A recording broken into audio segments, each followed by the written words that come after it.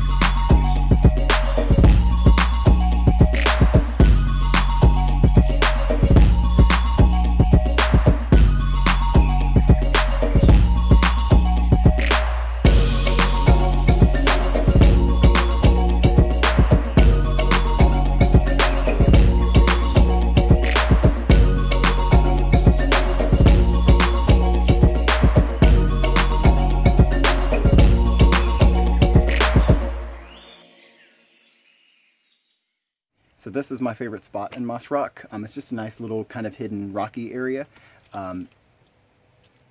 Jackson got bored.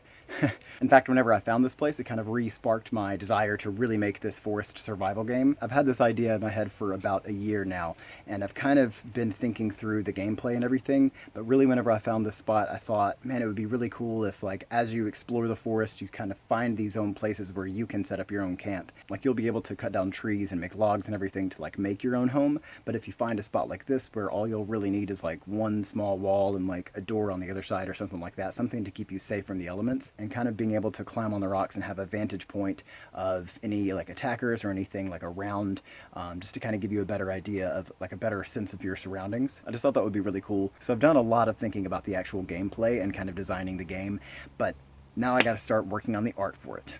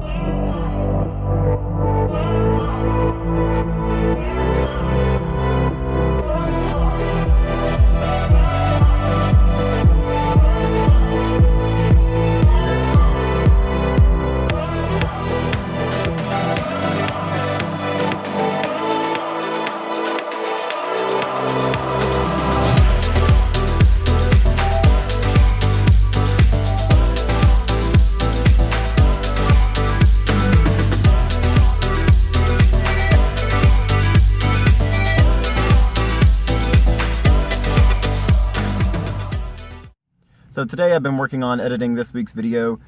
These videos always take a little bit longer to edit, so I like to kind of keep them updated like during the week. That way Friday or Saturday I just have to edit a little bit and then I can export it and get it out and post it. So I've gotten caught up this week for the most part. I also need to edit at least a chapter of book 2. So that'll come next. But right now my body is feeling really cramped from sitting in front of the computer for a couple of hours. So I'm gonna go have a climb session and take a shower.